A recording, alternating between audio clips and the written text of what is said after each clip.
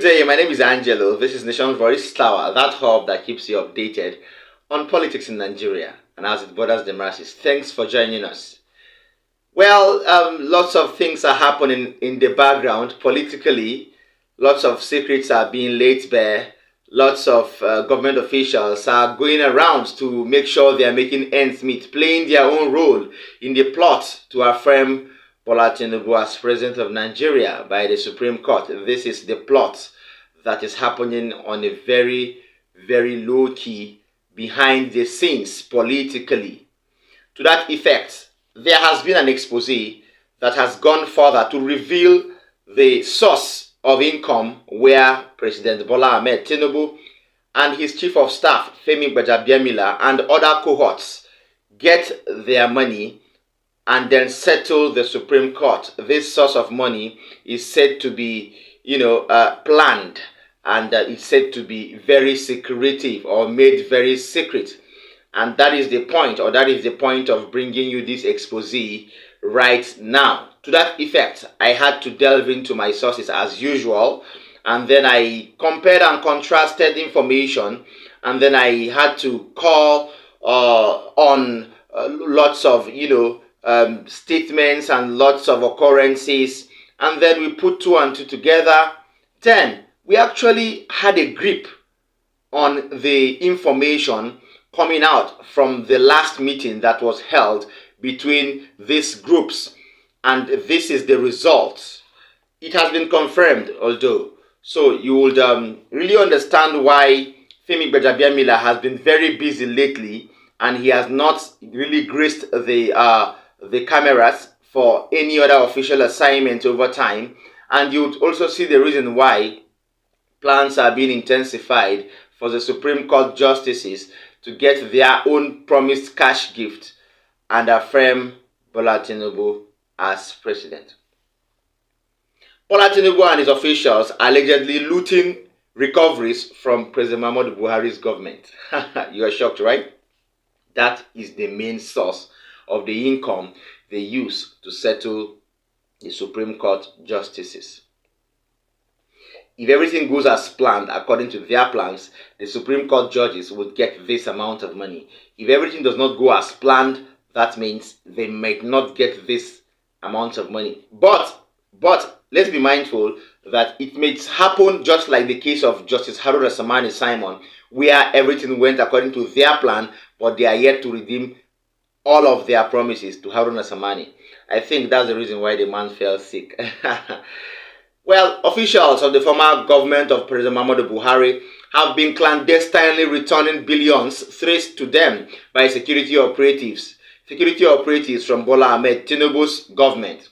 But instead of the billions going back to the Central Bank of Nigeria, they end up in the private pockets of Bola Tinubu and his chief of staff, Right Honorable Gbajabiamila. Billions are said to have been recovered from former ministers and aides of former President Muhammadu Buhari. The former aides and ministers' names withheld entered a deal with Bola Tinubu to return the looted money and have their identities kept secret over time.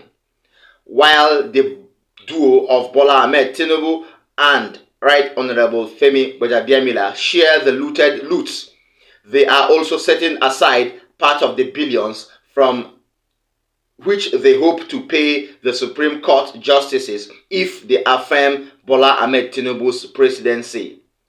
Senior Special Assistant to Bola Tinubu on politics, Ibrahim Masari, is allegedly keeping the cash meant for the justices. This over time has been the plan, and it has been the source of income that Bola Tinibu and his cohorts have been using to settle all issues pertaining to the presidential elections petitions.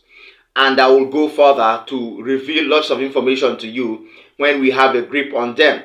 There are lots of things that are happening in the background that you don't know. So why I'm here is for you to keep yourself updated and also keep your siblings, keep your relations, keep your friends and family updated over time with Nigerian politics and occurrences behind the scene.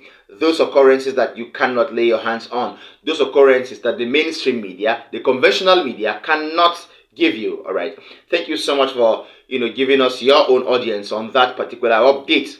Secondly, on a surprise note, An assassination attempt on Kogi State Governor Yahaya Adoza Bello has been made en route to Abuja from Lokoja, the capital city of his state, where he was on an official journey to an official event in Abuja. It occurred yesterday, the 22nd of October 2023 by 4 p.m. The alleged attackers were supposedly dressed in military regalia. Please, I think Ruben Abati has a better view of this update. Stay tuned. News just reaching us says there was an assassination attempt on the governor of Kogi State, Yahaya Bello, a few kilometers away from Abuja, on his way to an official engagement from Lokoja. The attack occurred at about 4 p.m. today on Sunday, October 22, 2023, with the attackers dressed in military uniforms, and they waylaid the governor's convoy, shooting sporadically at his vehicle and other vehicles in his convoy. It took the swift intervention of the security personnel attached to the governor to foil the attack by the unknown soldiers.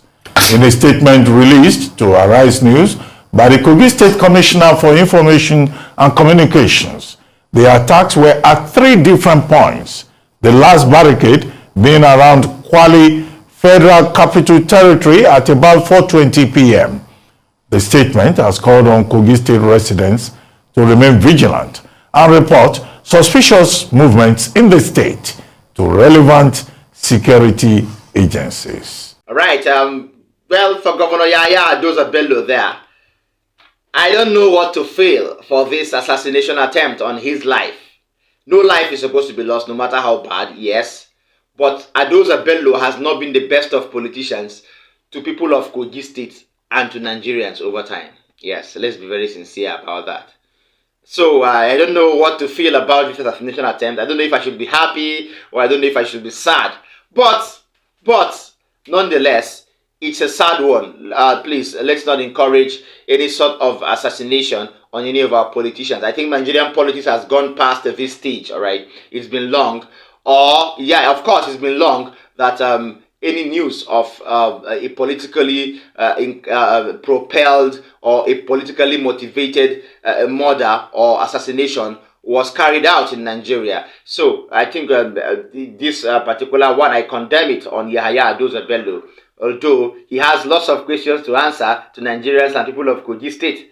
But I'm so happy for him, and I feel he's so lucky for missing for missing out on this assassination attempt. This should actually drive a message down to Bola Ahmed Tinibu and his government to intensify security towards the Abuja axis of Nigeria and other parts of Nigeria alike. Lives and property are very, very paramount.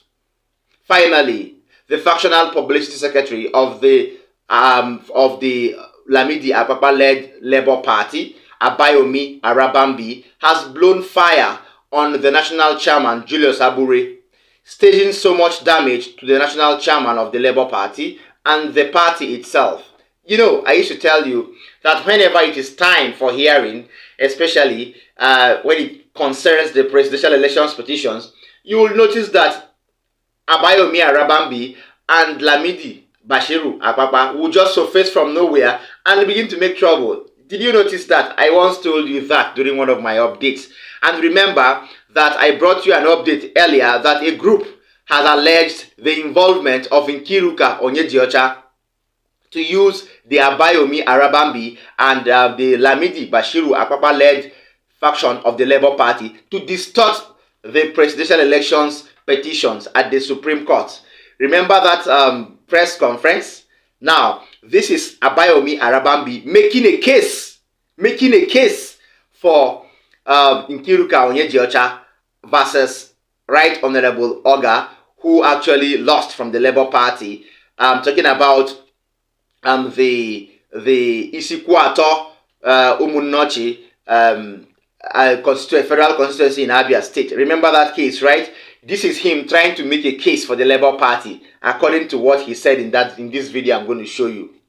So, in order not to waste your time, please watch this video Abayomi Arabambi on this one, the factional publicity secretary of the Abayomi of the Lamidi Akpakpa Bashiru led Labour Party. Please stay tuned. Gbajabiamila corruption and incompetence, the causes of Labour Party candidate failures, assignment department not guilty of accusation. Labour Party attention has been drawn to an open letter online address to you, the national chairman of INEC, of frivolous allegation against your respected office and personality, where the restrained former national chairman, Julius Abure, media aide, deliberately orchestrated bland and false narrative about the proceedings inside the Court of Appeal, Igboshele, Lagos State, on the 19th of October 2023, which involved Labour Party on one side and Honourable Nkeruka Oyedosha, INEC, and two others in appeal court. Preambles. Honourable Amobi Godwinoga of Labour Party contested against Honourable Nkeruka Oyedosha of APC and was declared as the winner of the March 25th Presidential and National Assembly election for the Federal House of Representatives seat in Isi Kwato Omoneoshi Federal Constituency, but his victory was annulled at the election tribunal. Delivering judgment in the petition tagged EPTAB HR 8/2023 on Wednesday 6th of September 2023 in Umuahia, the three-member panel of tribunal said Oga did not comply with the provision of Electoral Act. The tribunal totally agreed that how a candidate is sponsored by a political party is both pre and post-election matter, and there is no evidence of giving 21-day notice to INEC by the Labour Party before conducting their primary elections. The tribunal further said that our party, under the then former national chairman Julius Abure, did not place any document showing the date of conduct of primary, though no evidence of primary was placed before the court, and the tribunal finally decountenanced the claim of Labour Party that it was internal affairs of the party. Mr. National Chairman, sir, our party, in the belief of rule of law, found nothing wrong with the judgment delivered by the three-member panel of the tribunal, because our party, under the then former national chairman Julius Abure, did not give the commission the mandatory 21-day notice for the conduct of the work, local government and state congresses in respect of the Isikwato and Umuneshi Federal Constituency of Abia State.